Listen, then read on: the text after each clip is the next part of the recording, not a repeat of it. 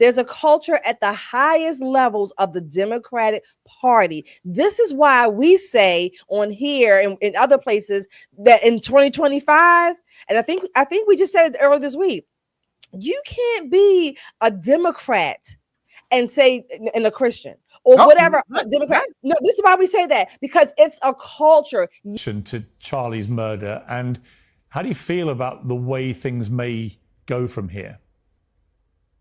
Thank you so much for having me, Pierce. It's obviously still very raw for a lot of us. I'm finding myself very caught between, on the one hand, wanting to honor his legacy of unity through debate and coming together to take down the temperature, and then wanting to honor his legacy of telling the truth.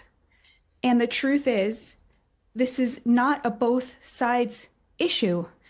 The killer killed him, according to police reports, because he found Charlie Kirk to be spreading hate. This is a view shared by every single prominent Democrat. Yes, there are people on Blue Sky advocating for violence, but what actually caused this was the utterly quotidian, utterly ubiquitous demonization of the political opposition from the left. And it has just led to violence because they said the other side were Hitler and Nazis. They said that speech is violence. To combine those two things together is to sign the death warrant of prominent conservatives. And that is what we are seeing again and again and again.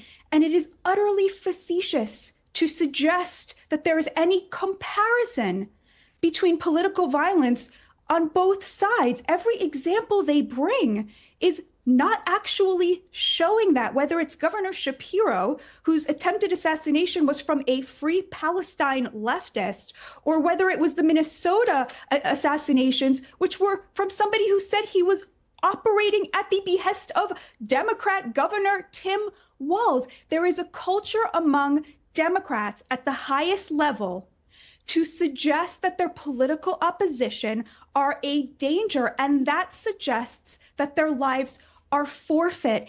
She laid it all out there. The demonization of political opposition from the left is a huge part of this. I agree. What are your thoughts on that, Shelley? Yes, Nicole and I, we said it tonight. We know that there are some old school Democrats, they call blue school Democrats, conservative. Yes, we do know that. Individuals, but from a culture, from the larger, the view, if you will, the overarching sense of the overarching feeling, the overarching purpose or mission, if you will, of the echelons, the top echelons of the party that are spewed down through the media waves, whether it's phone, video, social media, whatever. This is the message that's coming from the top down. This is the message that the lower people in the Democratic Party, if you will, your everyday people, the people like this assassin and these other trans murderers, murdering children. This is what they're hearing. They are translating the mission that's, maybe encoded, if you will, but they are translating it through these waves. And this is what they're saying. Ultimately, the top is basically saying, you need to vanquish the opponent. And the opponents are those we label as fascist, as Nazi, as Hitler, as, this, what is it? What did they always say? Democracy is in danger, things like that. This is the message from the culture. It's feeding down through the ranks of the Democrat Party from the top. And guess what? It's all the lower levels, if you will. They're the ones who are out doing the crimes, and they're the ones who are getting their lives put away for the rest of their lives. Not the people at the top. It's not the people who is giving the messages. They're kind of getting off scot-free. Yeah. And not only that, when you mention about the idea of you cannot be a Democrat and a Christian, I got into it with somebody today about that.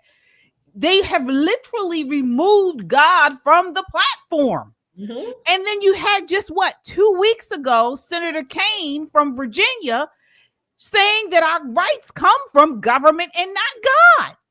I don't know how clear you can get. They are telling you that God is government And if you want to use him in any other way, he shouldn't be involved at all. And everybody else is wrong. Is are dictators. Right. This is what they're saying, folks. Exactly. Nicole, wait a minute. I'm sorry, Nicole. One more thing. I'm sorry, KJ. One more thing. Just like the top echelons of the Democrat Party, these are the messages that are coming down, and they're getting, to the basic people, if you will. The same method, if you will. That's how it's done in the academic institutions, because the professors are, at the top of the scale, if you will. They are they're the ones in charge, if you will, the administrators and the professors, and they're sending those messages down, and the impressionable younger people, if you will, that's what they're forming and shaping their minds with. That's what they're doing while they get away scot-free. Mm-hmm. Yeah. Agreed. Nicole, what are your thoughts there? I think this is where Charlie Kirk was genius in what he decided to do with his life and starting Turning Point USA, because he understood that these young people were sponges, and what you feed them, they will be. And so instead of saying, I don't have time or the patience to be trying to listen to all this foolishness, he had the time. He had the time. And from his first little table that just said, prove me wrong, talk about anything, prove me wrong, he engaged them on their terms. He let them, regurgitate the foolishness they had heard in class. And he would often say, go get your professor, call him up, tell him to come out here and prove what he said is a fact, because I'm telling you it isn't. He became the counterpoint to that run amok culture. And because he was a counterpoint, you know how kids are. If everybody's got blue shoes and then suddenly somebody comes in with a pair of red shoes are all the rage. And his messaging became all the rage. What we need now, though, is to stop the indoctrination, to stop. Unless we're going to make sure that our children are indoctrinated to be better patriots, to be better citizens, we should definitely take a hard look at defunding some of these colleges who insist upon teaching this foolishness, who insist upon telling our children that a boy can be a girl, a man can have a baby. When they start with the foolishness, we should take our money back.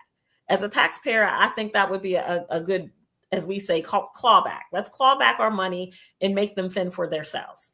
Because one thing about those kind of crazy elite people at the top of the echelon, when they start losing popularity contests, the rest of us call elections, they find something else to be on. Because again, like Shelley said, they're not the ones paying for it with their blood, sweat, and tears. It's the people on the bottom of the pyramid who are getting locked up. People on the bottom of the pyramid, like this creep that killed Charlie, that's going to ultimately lose his life over someone else's ideology. We got some nut in the chat. Keeps talking about white on white crime. First of all, I don't know where you're getting your data from. If you check any National Crime Victimization Survey, FBI surveys, it tells you that the majority of interracial crime in the United States is Black folks committing violent crime against white folks. And we do it at an exponential rate when you look at our population compared to how much crime we commit. Black on Black crime is much worse. Black on white crime is much worse. And it's not even compared to our rate within the population. So I don't know what you're talking about. I don't know what you're talking about. But what you're doing doesn't even make sense. Well, here's the thing. If you're killed by a white guy or a Chinese guy, does it make a difference? Because your ass is dead. Let's just call it what it is. It don't really care. I mean, when we talk about robust debate, this is not something that we should be debating. What color killed what color? That's not what we're talking about. When I tell you a religious man died, a godly man died, a political man died, and there are segments of this of our nation that feel for that. The political people feel the loss. The religious people feel the loss. The Christian people feel the loss, right?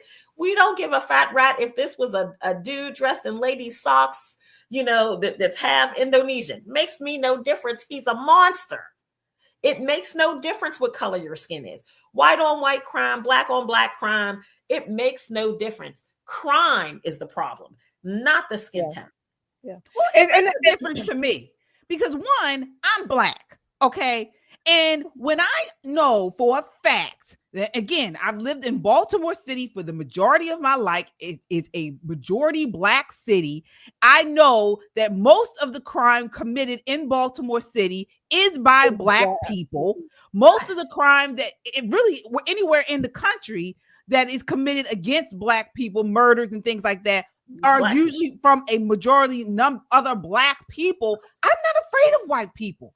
And the reason why we have to racialize this today is because the Democrat Party and the left keep pushing a lie that we should be more afraid of white people, of leaving our houses because white people are hunting us than black people. And it's just not true. It's just not true. Absolutely. And they keep perpetuating this lie, and it's taken hold, and now people are running with it. Well, they are running with the KJ. What I find interesting, again, most of the people who talk about white on white crime or white on black crime, they never have a reason or a solution. They always want to justify why black on black crime is so high. Even if you take out the white people, why are black people murdering and maiming and harming each other then? Since at a higher rate. Right. Why? Why are our communities basically damn near destroyed? Why? That doesn't explain that. If the white people have white flight and they're not here, then that means there's only black people left in the communities for the most part. Why do they look like slums? Why? Yeah, homicide rate is the same. He's talking about homicide rate is the same. I'm not going to go off on a tangent on this, but the homicide rate is the same. So yeah, exactly. You're right, KJ. You're exactly right. When you live in a majority black place, there's a very high likelihood that the crime is majority minority. Exactly. That just makes common sense. The homicide rate is the same. You know why? Dead equals dead. That's what it is. That's the point I'm trying to make, Shelly. It doesn't matter what color killed you. You're still dead. It's not like you get a do-over if it was somebody from another race. None of that happens. We have to get to the heart of the issue. We can argue about the colors of the flower on the bush when the roots are rotten. It's the roots that we have to attack. This is where we're talking about. There are two very different Americas right now that share one landmass. You have a devout, God-fearing part of this nation that's traditionalist, that's conservative. And then you got people who don't see anything greater than themselves. And it's hard to live with them because they don't value anything other than themselves. It's hard to do it. So what are we going to do? What are we going to do with it? That's the question. How do we push forward as a nation of two, broken into these million of little pieces? Because that was their design and they got their design. So how do we put that together? Whoever that was, seriously, white people are not thinking about you, okay? They really are not, okay? They want to go and live their lives, raise their children, whatever it is, buy their land, whatever they want to do. They're not thinking about you. Certainly not to the degree that you're thinking about them. You are consumed with white people and the color of skin. You are, and people like you, and it really does you no good. You've got no place better further by dwelling on what white people do. You don't. I'm not saying that you don't have skills or you're not competent and whatever. Fine. But it's not because of your dwelling on white people. In fact, you might be further along if you weren't.